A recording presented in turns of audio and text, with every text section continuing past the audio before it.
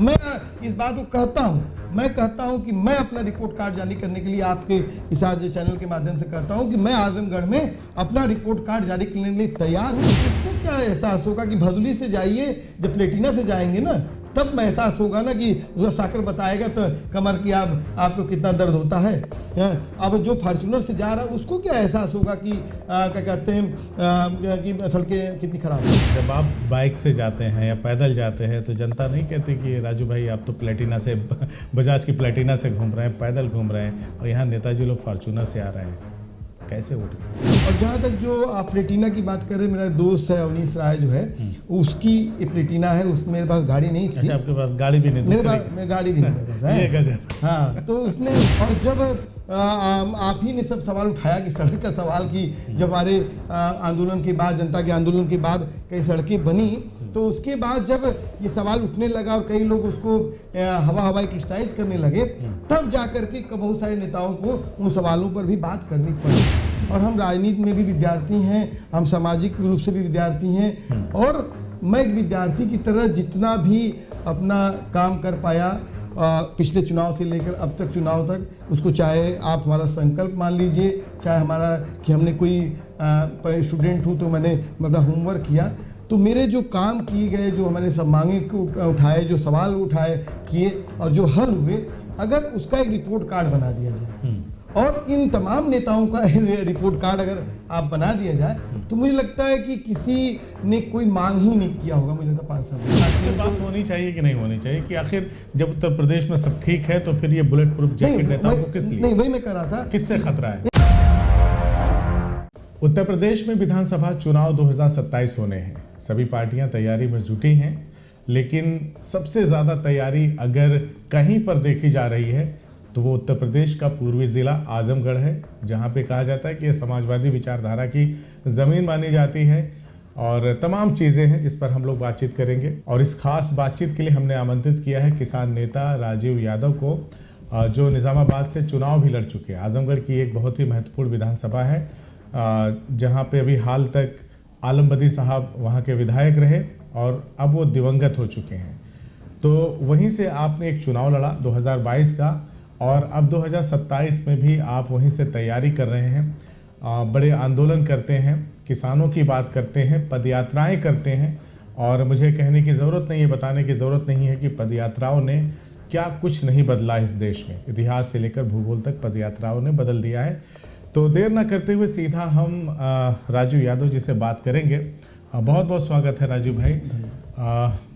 क्या तैयारी चल रही है, क्योंकि आपकी विधानसभा में हम देख रहे हैं निज़ामाबाद में 3 से 4 संभावित प्रत्याशी समाजवादी पार्टी के, क्योंकि आलम बदी के साहब के निधन के बाद इसरार अहमद जो पूर्व ब्लॉक प्रमुख रहे वो भी तैयारी कर रहे हैं, वसीम अहमद, तिफलुर रहमान, शाहिद संजरी, ये समाजवादी पार्टी की तरफ से तैयारी करने वाले लोग हैं। कुछ एक और नाम है जिनका नाम ध्यान में नहीं आ रहा है, लेकिन कई सारे लोग तैयारी कर रहे हैं समाजवादी पार्टी से।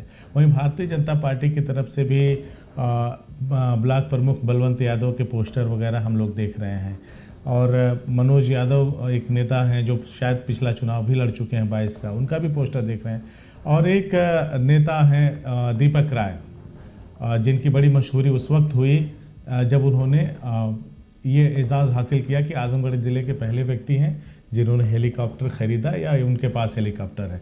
अब वो भी मैं देख रहा हूँ लाव लश्कर के साथ उन्होंने प्रचार प्रसार करना शुरू कर दिया निज़ामाबाद में, और सपा के नेता भी तमाम फार्चूनर, लंबी लंबी फार्चूनर लेकर निकल रहे हैं। इन सब के बीच रास्ते में पैदल चलने वाला अपने साथियों के साथ राजू यादव अपने आप को कहाँ पाते हैं? शुक्रिया वसीम भाई। सबसे बड़ी बात तो ये है कि जो निजामाबाद की जो सूधी मिट्टी है, उसके जो प्याले बनते हैं, उसकी जो चाय जो पीते हैं लोग, वो दुनिया में विख्यात है। क्या बात है। और निजामाबाद की जो खासियत है, वो जो मिली जुली जो उसकी संस्कृति है, उसका साझापन है, और मुझे लगता है कि बहुत सारे लोग वहाँ पर जो भी जिन कैंडिडेट्स की आप बात कर रहे हैं, तो मैं तो बस इतना ही कहूँगा कि बड़ी बड़ी बात है, फॉर्च्यूनर पॉलिटिक्स हो सकती है, और वहाँ पर एरोप्लेन वाले भी आ सकते हैं, लेकिन निज़ामाबाद जो है पूरी देश और दुनिया में वहाँ के जो हमारे विधायक जी थे जिनकी सरलता और ईमानदारी के लिए जाना जाता था, तो वो सरलता ईमानदारी ही वहाँ के मूल हैं। वहाँ की जो जनता वही है पहचान रही, वही पहचान है निजामाबाद की पहचान।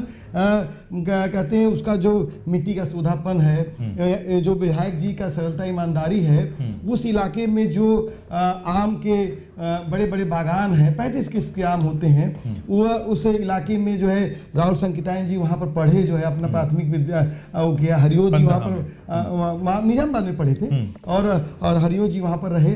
तो जो निजामाबाद जो पूरा में ये विधानसभा है, अगर उसको हम देखते हैं तो उसके तमाम सवालों को लेकर, और जितने लोग भी आप नाम बता रहे हैं, हम तो कहते हैं कि हम विद्यार्थी हैं आजमगढ़ में, और हम राजनीति में भी विद्यार्थी हैं, हम सामाजिक रूप से भी विद्यार्थी हैं। और मैं एक विद्यार्थी की तरह जितना भी अपना काम कर पाया पिछले चुनाव से लेकर अब तक चुनाव तक, उसको चाहे आप हमारा संकल्प मान लीजिए, चाहे हमारा कि हमने कोई स्टूडेंट हूँ तो मैंने अपना होमवर्क किया, तो मेरे जो काम किए गए, जो हमारे सब मांगे उठाए, जो सवाल उठाए किए और जो हल हुए, अगर उसका एक रिपोर्ट कार्ड बना दिया जाए और इन तमाम नेताओं का रिपोर्ट कार्ड अगर आप बना दिया जाए, तो मुझे लगता है कि किसी ने कोई मांग ही नहीं किया होगा, मुझे लगता है 5 सालों में। और जब आप ही ने सब सवाल उठाया कि सड़क का सवाल, की जब हमारे आंदोलन के बाद, जनता के आंदोलन के बाद कई सड़कें बनी, तो उसके बाद जब ये सवाल उठने लगा और कई लोग उसको हवाई क्रिटिसाइज करने लगे, तब जाकर के बहुत सारे नेताओं को उन सवालों पर भी बात करनी पड़ी। तो मैं अपनी बात नहीं कर रहा हूँ। हमने जो 2022 में चुनाव लड़ा और जो जिन संकल्पों के साथ चुनाव लड़ा, उन संकल्पों को जो है हमने कैसे जमीन पे लाया जाए, उसके लिए जो भी कोशिश हो सकी। और इसलिए हमने कोशिश किया कि जो पूरा इलाका है वो आजमगढ़ इन्हीं पूरी देश में सबसे ज़्यादा अरब कंट्री से पैसा लाने वाला इलाका है निजामाबाद। अच्छा, हमारे मित्र हैं, वो एक स्टडी कर रहे थे, उन्होंने एक बातचीत में बताया कि 2 सरायमीर या कोपागंज, जो भारत में अरब कंट्री से जो पैसा आ रहा है, तो उसमें सबसे ज्यादा जो टैक्स पेयर है तो वो इस इलाके के लोग हैं, कोपागंज मऊ। और ऐसे ऐसे कांटा चलता रहता है, कभी सरायमीर लाता है सबसे ज्यादा, कभी कोपागंज लाता है। और उस इलाके में जो रास्ता है जिसमें सबसे बड़ा हमारा एजेंडा रहा, और इस सवाल पे लगातार सरकार घिरी भी, और इस गवर्नमेंट में जो लोग कहते हैं कि समाजवादी पार्टी का गढ़ आजमगढ़ है, यहाँ पर योगी आदित्यनाथ कोई विकास कार्य नहीं करेंगे और सवालों को नहीं सुनेंगे क्योंकि वो मानते हैं कि ऐसे सवालों के लोग वोट नहीं देते हैं। हमने जनता के आंदोलन के दबाव पे योगी आदित्यनाथ को मजबूर किया। पिछली बार ही जब हम 14 से 17 तक हमने पदयात्रा किया, उसके बाद योगी आदित्यनाथ जी को जो है इस जो भदोली से लेकर जो निजामाबाद और लाइडी से लेकर जो बेलवाई माहौल तक वाला मार्ग है, उसके लिए कार्य योजना मांगनी पड़ी। हमें रानी सराय से लेकर निजामाबाद तक जो रोड है उस पर कार्य योजना मांगनी पड़ी। तो मामला है कि हमने सवालों को लाया और घेरा भी, यहाँ तक कि जो टेंडर हुए उन टेंडर्स पे भी हम लगातार पैरवी भी कर रहे थे। मुझे लगता है कि किसी भी सोसाइटी में, किसी भी परिवार में अगर कोई पैरोकार ना हो तो वो उसको हम नहीं चला सकते। और मैं बीच में रोक के आपको एक बात मैं ये मतलब अपनी तरफ से कहना चाह रहा हूँ कि आपके कहने का मतलब ये है कि आपने जनता की बात को सुना और सरकार तक सुनाया, अपनी बात को नहीं सुनाया। मतलब जनता से अपनी बात नहीं रखी बल्कि जनता की बात को सुना आपने, उसके दर्द को सुना आपने, तब जा करके आपने जो भी रोड को लेकर के तमाम चीज़ें करी, पदयात्रा हो, चाहे शासन को पत्र लिखना हो, अधिकारियों से बराबर मिलना हो, उसके बाद सारी चीज़ें शुरू हुई। आप ये कहना चाहते हैं? जी, हमने एक पूरा कैंपेन चलाया है और पिछली बार चुनाव से पहले भी हम कैंपेन करते थे, इस बार चुनाव के हारने के बाद भी कैंपेन करते थे कि संपर्क संवाद। और हमारा माने कि हर महीने का हमारा लगभग ये रहता है कि हफ्ते में हम लगभग कोशिश करते हैं 2 से 3 दिन तक हम लोगों के बीच में जाते हैं, उनसे बात करते हैं कि आपकी क्या सवाल है। जैसे परसों जो है सोशल मीडिया पे चलने लगा कि मस्जिदिया एक गांव है, वहाँ पर जो है नाली का प्रॉब्लम है, और मैं सुबह तुरंत वहाँ पर पहुँचा, लोगों के समझा कि क्या बात है, क्या प्लान। पता ही 450 मीटर नाली, 450 मीटर नाली नहीं बनी है, और उसकी वजह से पूरा का पूरा गांव जो है उस कचड़े में जाने को मजबूर है। तो सवाल इस बात का है कि ये सवाल तो जब जाएंगे, जब हम देखेंगे, और जब हम नाली के पास जाएंगे तो उसके जो दुर्गंध है तभी तो एहसास करेंगे। हम जब इस इलाके में हम गए, इस इलाके में जब हम आए यहाँ पर, तो वहाँ पर एक मिर्ज़ापुर के पास में जब हम अध्ययन कि हम मानते हैं कि मैं एक अध्ययन करता व्यक्ति हूँ, रिसर्च कर रहा हूँ, तो मैं जब गया वहाँ पर तो घूमने लगा, तो एक प्रधान जी मिले और उन्होंने कहा कि इस हॉस्पिटल के पीछे भी एक हॉस्पिटल है, चलिए आपको दिखाते हैं। और वो मालूम चला कि मायावती जी के दौर में वो हॉस्पिटल बनना शुरू हुआ था और फिर वो बनना रुक गया। हम तब से लिखना पढ़ना लगातार शुरू किए और आज जाकर देख सकते हैं कि वो हॉस्पिटल की बिल्डिंग माने कि बनकर तैयार हो गई है, रंगाई पुताई हो गई है। और पिछले दिनों हमने उस पर काम नहीं आगे बढ़ रहा था, तो उस पर भी हमने फिर सवाल उठाया, तो वो हॉस्पिटल क्या कहते हैं चलने के लिए लोग बात कर रहे हैं। इसी तरह से हम जब पिछले दिनों गाँव में घूम रहे थे और जब हम इस बात को लेकर कि तो लोगों ने बताया कि इस इलाके में जो है नहरों में पानी नहीं है, और हमने जैसे ही हमने जारी किया और हमने कहा कि अगर एक हफ्ते के भीतर नहरों में पानी नहीं आएगा तो हम जो है इसके ऊपर जो है आंदोलन करेंगे। और उसके बाद तीसरे दिन जो है नहर में पानी आया। और ये काम किसका है? नेताजी मुलायम सिंह यादव ने मुफ्त में सिंचाई की व्यवस्था किया उत्तर प्रदेश में। इसलिए किया कि जो हमारा किसान है, जो अगर अच्छा उसको पानी मिलेगा, अच्छा बीज मिलेगी, अच्छी खाद मिलेगी, तो अच्छा प्रोडक्शन करेगा, समय से करेगा। और उसके बाद साथ ही वो देश की को भी माने कि उसको भूख से मुक्ति देगा और अपने भी बाल बच्चों को जो है बेहतर जीवन दे सकेगा।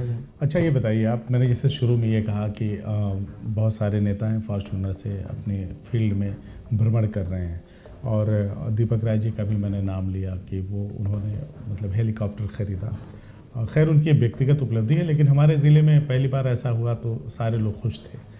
वो भी अब पॉलिटिक्स में आ गए हैं, तो मैंने देखा उनका भी एक लंबा रेला था गाड़ियों का। तो जब आप बाइक से जाते हैं या पैदल जाते हैं तो जनता नहीं कहती कि राजू भाई आप तो प्लेटिना से बजाज की प्लेटिना से घूम रहे हैं, पैदल घूम रहे हैं, और यहाँ नेताजी लोग फॉर्चूनर से आ रहे हैं, कैसे वोट मिलेगा? देखिए, मुझे लगता है कि ये देश जो है हम लोग जो आज है, ये हम लोगों ने इसको आंदोलनों के बल पे पाया है और आंदोलनों के बल पे ही बनाया है। हमारे जो इसी आजमगढ़ के थे राम सुंदर जी, स्वतंत्रता सेनानी थे राम प्रताप जी, जिन्होंने अंबारी में जनता इंटर कॉलेज स्थापना हुई, उन्होंने कहा था कि पढ़ेगा किसान तभी लड़ेगा। और जहाँ तक जो आप प्लेटिना की बात कर रहे हैं, मेरा दोस्त है अवनीश राय जो है, उसकी ये प्लेटिना है, उसमें मेरे पास गाड़ी नहीं थी। अच्छा, आपके पास गाड़ी भी नहीं? मेरे गाड़ी भी नहीं मेरे पास है। हाँ, तो उसने जब गाड़ी मेरे पास नहीं थी तो उसने अपनी गाड़ी दी है। दर्शकों क्षमा चाहता हूँ, मतलब आप सोचिए ना, एक ऐसा नेता जो जनता के लिए लड़ता है, भिड़ता है और जनता के लिए आंदोलन करता है, और उसके पास अपनी खुद की गाड़ी नहीं है, और वो चुनाव के मैदान में 22 में भी उतरे थे और उसके बाद 27 में भी उतरने को तैयार हैं। मैं आपसे ये समझना चाहता हूँ कि मतलब जैसे हमने देखा फॉर्च्यूनर जब खड़ी होती है तो तमाम लोग घेर लेते हैं, नेताजी की जय जयकार होती है। आप जब जाते हैं तो जनता क्या कहती है आपसे? देखिए, जब हम जाते हैं तो लोग अपने सवाल में हमें बताते हैं कि, और मैं सुबह लगभग 4:30-5 बजे उठ जाता हूँ। आमतौर पे जब मैं लखनऊ रहता था या जब मैं आजमगढ़ पहले नहीं रहता था, तो मैं जो आमतौर पर रूटीन होती है 7 बजे उठने की, 6 बजे उठने की, क्योंकि हमारे यहाँ माने हमारा जो समाज है उसकी जो जातियां हैं अलग अलग टाइम पे उठती हैं। तो मान लीजिए कि हमारे कोई सब्जी किसान है, जैसे मौर्य जी खास तौर पर लोग हैं, तो किसी किसान का 4:30 बजे फ़ोन आ गया कि क्योंकि वो तो उठ गया है। उसी तरह से जो कोई जो अन्य पैसे काम करते हैं, मजदूरी काम करते हैं, दूध का काम करते हैं, तो सुबह ही उन लोगों का फ़ोन आ जाता है और वो काम भी बता देते हैं। तो मतलब होता है कि अभी जैसे मैं आपके यहाँ आया हूँ, बात कर रहा हूँ, अभी मेरे पास 2-3 काम पहले से बने हैं। तो हम जब जाते हैं तो वो लोग रहते हैं और मिलते हैं और बताते हैं ये काम है, ये एप्लीकेशन है, ये हमारी प्रॉब्लम है, और उनके सवालों को लेकर हम जाते हैं, जो भी प्रशासन है तमाम लोगों से मिलते हैं, बातचीत करते हैं, मुश्किल आसान करते हैं। तो लेकिन जिन नेताओं की आप बात कर रहे हैं, मैं बड़े उसके साथ कहूँगा कि वो आम तौर पर बस गाड़ी ऐसे घूमती है, ऐसे जानती है, फला गाड़ी से फला नेता चलता है, फला गाड़ी का फला नंबर है, अरे उस वो का सवाल कौन सा हल करता है? अब बताइए कि जिस हम इलाके में की बात कर रहे हैं उस इलाके में एक सरायमीर मार्केट है, और सरायमीर में जब आजमगढ़ को लेकर जब भी बात होती है, सरायमीर को मिनी दुबई के नाम से जाना जाता है। और उस मिनी दुबई के पास जो है वहाँ से भी कई उस इलाके के कई नेता वहीं से आते हैं जो है। लेकिन उस मिनी दुबई के पास में एक बड़ा विद्युत का उपकेंद्र नहीं है। और जब हम पिछली बार गए तो वहाँ पर मालूम चला कि इसकी 10 किलोमीटर दूर फूलपुर से सप्लाई जो थी उसको काट दिया फूलपुर ने, और इसके बाद रानी सराय से 35-40 किलोमीटर से सप्लाई आती है। जब हमने इस बात को बात किया तो वहाँ पर हुआ कि अधिकारी ने बताया कि यहाँ पर पावर हाउस बड़ा नहीं है। तो हमने पूछा कि क्यों पावर हाउस बड़ा नहीं है? तो उन्होंने कहा कि 7 करोड़ का एक प्रोजेक्ट है, एक 20 करोड़ का प्रोजेक्ट है, और एक पुष्पनगर से लाइन लाएगी। हमने कहा इसमें प्रॉब्लम क्या है? ये इलाका इतना बड़ा टैक्स पेयर इलाका है, और इस इलाके में लोग देश और दुनिया में जाते हैं, कमाते हैं और भारत को टैक्स देते हैं इसलिए कि हमारा देश समृद्ध हो, और समृद्ध के साथ उनके भी परिवार को सहूलियतें मिले। इस सवाल को जो है ये जितने लोग हैं आज तक क्यों नहीं हल किए? और मुझे लगता है कि ये जल्द ही सरायमीर में जो है क्या कहते हैं आपको विद्युत बनेगा। जो निजामाबाद की प्याली की जो सूंधी मिट्टी की खुशबू की महक भी वो नहीं ले पा रहा है, और जो हमारे दुख दर्द है, जो नाली है, खड़ंजा है, जो सड़क पे है, उसको क्या एहसास होगा कि भदोली से जाइए, जब प्लेटिना से जाएंगे ना तब एहसास होगा ना कि उसका साकर बताएगा तो कमर की आपको कितना दर्द होता है। अब जो फॉर्च्यूनर से जा रहा है उसको क्या एहसास होगा कि क्या कहते हैं कि सड़कें कितनी खराब है। और उसमें एक छोटी सी बात कहें, ये सड़कों का सवाल सिर्फ आज देखिए कि मैं नहीं कह रहा हूँ कि निजामाबाद की जनता ने जो हमको संघर्ष का जो रास्ता दिया, आज आजमगढ़ में विभिन्न सड़कों पर लोग जो है जा करके बैठ जाते हैं, कई बार उसमें धान रोपने लगते हैं। तो ये सड़कों का सवाल एक पॉलिटिकल सवाल बना। मैं आपसे ये समझना चाहता हूँ कि अभी हाल ही में हमने देखा कि उत्तर प्रदेश सरकार ने, ये दूसरा सवाल है मेरा आपसे, उत्तर प्रदेश सरकार ने घोषणा किया कि तकरीबन 50 से ज़्यादा नेताओं को बुलेट प्रूफ जैकेट प्रोवाइड कराई जाएगी, जो तकरीबन एक जैकेट की कॉस्ट लगभग 10 लाख या उससे ऊपर की होगी। एक तरफ तो डबल इंजन की सरकार ये दावा करती है कि उत्तर प्रदेश में सब ठीक है, कानून व्यवस्था सुदृढ़ है, माफिया गुंडे बदमाश या तो उत्तर प्रदेश छोड़कर जा चुके हैं या तो दुनिया छोड़कर जा चुके हैं। तो फिर ये 9 साल पूरा करने के बाद 10वें साल में सरकार को क्या सूझ रहा है? आखिर किससे इनको जान का खतरा है इन नेताओं को जो बुलेट प्रूफ जैकेट प्रोवाइड कराया जा रहा है? इस पर क्या कहेंगे आप? देखिए, एक तो ये है कि सरकार का कानून व्यवस्था के पूरे सवाल पे उसका फेलओवर है। अगर योगी जी कहते हैं कि हम इतने इनकाउंटर इस समय किए, इतने हाफ इनकाउंटर किए, इतने अपराधियों को जेल में, भाई आप मुख्यमंत्री हैं तो आपकी जिम्मेदारी है कि उत्तर प्रदेश से अपराध खत्म हो। यहाँ तो अपराधी हर दिन बढ़ते जा रहे हैं, तो मतलब ये तो फेलओवर है। लेकिन उसमें हम साफ तौर पे कहेंगे कि आप उस अपराध खत्म के नाम पे आप क्या कर रहे हैं कि विशेष जातियों को बात होनी चाहिए कि नहीं होनी चाहिए कि आखिर जब उत्तर प्रदेश में सब ठीक है तो फिर ये बुलेट प्रूफ जैकेट नेताओं को किस लिए? नहीं, वही मैं कह रहा था, किससे खतरा है? एक खतरा ये है कि इसको आदित्यनाथ जी एक स्टेटस सिंबल बनाना चाहते हैं, एक माहौल बनाना चाहते हैं कि उत्तर प्रदेश में जो है देखिए तमाम जो अपराधी हैं, तमाम लोग हैं, हमारे नेताओं को जो है मार सकते हैं, संकट में ला सकते हैं। और ये पॉलिटिक्स है बीजेपी की, और बीजेपी की पॉलिटिक्स ये रही है। ये जो आप नहीं देखते हैं कि पता लगता है कि इस मंत्री पे खतरा है, इस प्रधानमंत्री पे खतरा है, और उसके नाम पर बेगुनाहों को कई बार टारगेट किया जाता है। तो ये स्टेट का फेलओवर है कि उसको आज बुलेट प्रूफ जैकेट बांटनी पड़ रही है। या हम कह रहे हैं कि नेता को आपको सिक्योरिटी की क्या जरूरत है? नेता तो जन नेता होता है, उसको बुलेट प्रूफ की जरूरत की क्या जरूरत है? जो है उसको सिक्योरिटी की जरूरत क्या जरूरत है? मतलब कोई अपराध कर रहा है वो, और मुझे लगता है कि सबसे ज़्यादा तो वो उन्हीं के अपने नेताओं को उन्होंने दिया है, और वो 2-4 जो है अखिलेश जी को या फिर मायावती जी को उन्होंने जो दिया है वो दिखाने के लिए कि भाई हम ऐसा सिर्फ अपने लोगों के लिए नहीं कर रहे हैं। जो मैं इस बात को कहता हूँ कि मैं अपना रिपोर्ट कार्ड जारी करने के लिए आपके इस आज चैनल के माध्यम से कहता हूँ कि मैं आजमगढ़ में अपना रिपोर्ट कार्ड जारी करने के लिए तैयार हूँ। और मैं सिर्फ निजामाबाद की बात नहीं कर रहा हूँ वसीम भाई, मैं कह रहा हूँ कि आजमगढ़ के विभिन्न इलाकों में तो हम लोगों ने आंदोलन के बल पे यहाँ पर जो काम किए हैं, वो यहाँ पर जो तमाम नेता हैं चाहे वो पक्ष में हो चाहे विपक्ष में हो, हमारे रिपोर्ट कार्ड के आगे वो बौने पड़ जाएंगे, जीरो उनको मिल जाएगा अगर कोई एग्जामिनर चेक कर देगा। ये साफ तो, और ये हमारा कॉन्फिडेंस है, और ये कॉन्फिडेंस किस फॉर्च्यूनर से नहीं आता है। मतलब आप सीधा कहना चाहते हैं कि आप अपने कार्यों का रिपोर्ट कार्ड जारी कर सकते हैं, और अगर किसी नेता ने और किया हो, चाहे वो सत्ता पक्ष का हो या विपक्ष का, वो भी जारी करके देखिए। जी एकदम। आज ये आपसे बातचीत में मैं आया और मुझे लगता है कि मैं आपके चैनल के माध्यम से मैं ये बात को कहता हूं कि मैं अपना रिपोर्ट कार्ड जारी करूंगा। और निजामाबाद विधानसभा में हमने जो सवाल उठाए, हमारे सवाल उठाने से जो काम हुए, और उसके साथ ही हम आजमगढ़ में जो तमाम आंदोलन चलाए, आजमगढ़ इस दौर का सबसे बड़ा हिस्टोरिकल जगह रही, जहां पर हमारी जो भूमि जमीन की लड़ाई थी, हमारे यहाँ चाहे एयरपोर्ट का सवाल हो, 670 एकड़, 1 इंच जमीन हमने अधिग्रहित नहीं करने दिया। जो कहते थे लोग बुलडोजर की सरकार है, बाबा की सरकार है, ये इनकाउंटर कर देगी, कई बार मुझे भी पुलिस ने उठाया।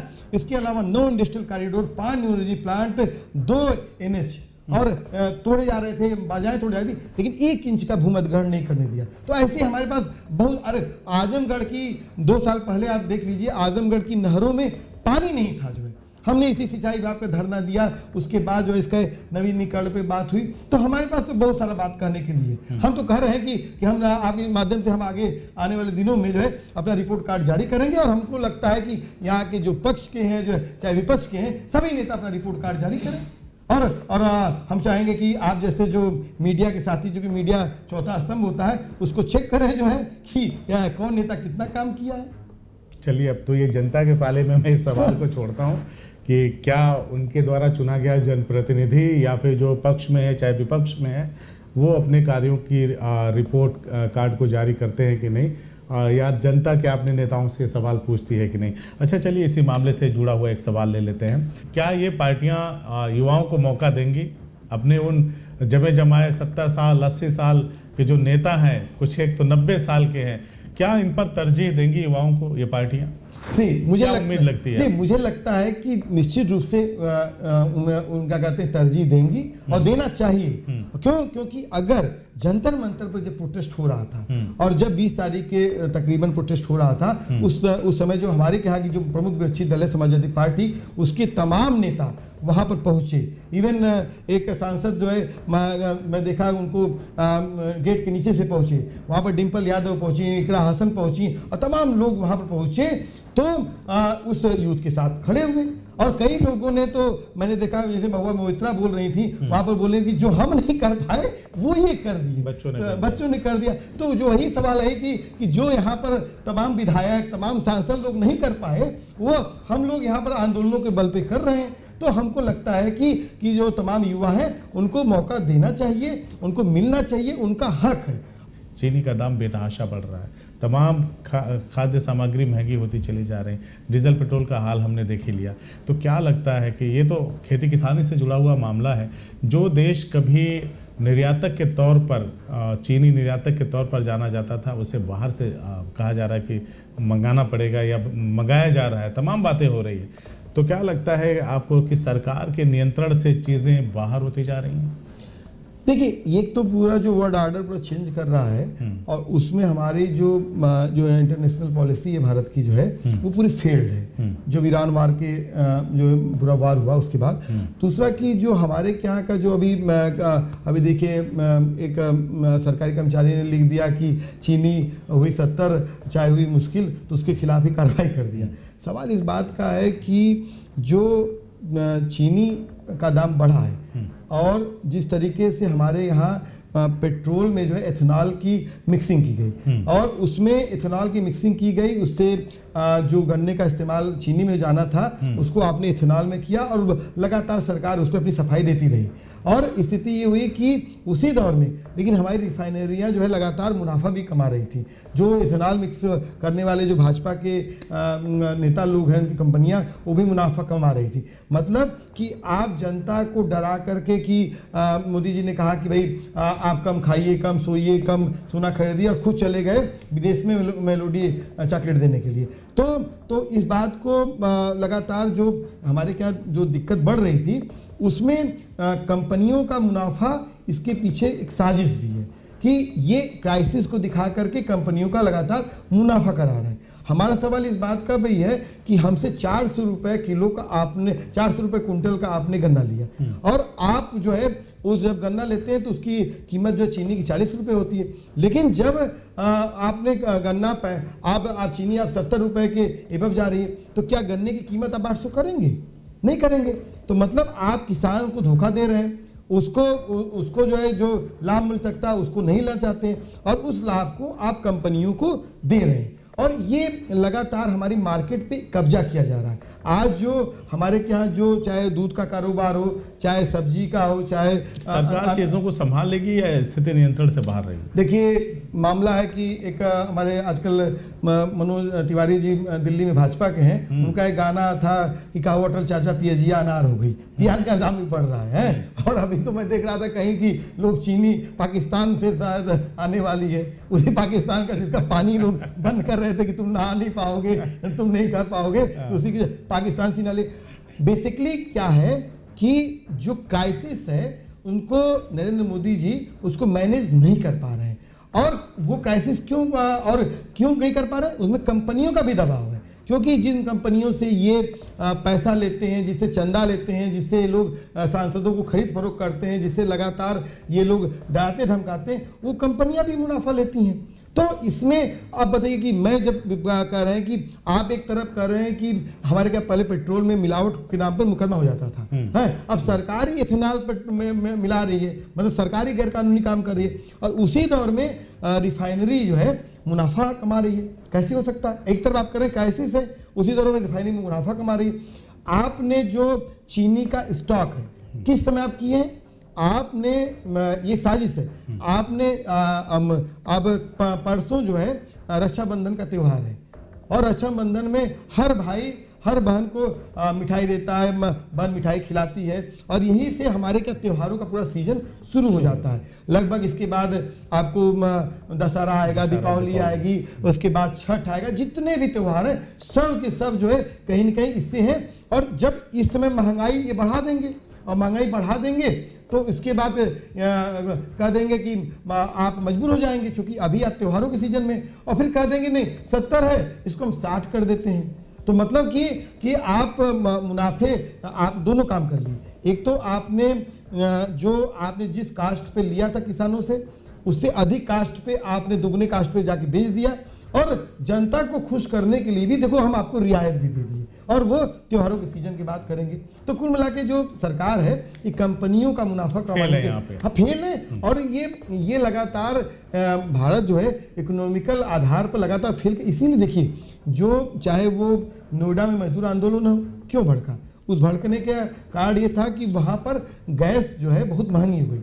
जो 10,000 15,000 का जो यूथ गया था वहाँ पर कमा रहा था उसके जेब से वो भारी पड़ गया। या फिर जो यहाँ पर जो युवा है वो भी लगातार देखा कि भाई हमको रोजगार नहीं मिल रहा, हम बेरोजगारी में है और हमारा प्रधानमंत्री जाके विदेश जा रहा है, मेलोडी टॉफी चॉकलेट बांट रहा है। और सबसे ज़्यादा देखिए सबसे ज़्यादा जंतर मंतर पे अगर कोई चीज़ सबसे ज़्यादा बांटी गई तो मेलोडी टॉफी बांटी गई जो है, क्यों वो एक तंज था, एक प्रतीकात्मक विरोध था जिसको युवा कर रहे थे। खैर हमने बातचीत किया किसान नेता राजीव यादव से और फॉर्चूनर से लेकर के तमाम चीज़ों का जिक्र हुआ, ज़मीनी राजनीति का भी जिक्र हुआ, सरकार जो चल रही है डबल इंजन सरकार चल रही है वो जो फैसले ले रही है उस पर भी बातचीत हुई। और इस पूरी बातचीत पर आपका क्या कहना है हमें कमेंट करके ज़रूर बताइएगा।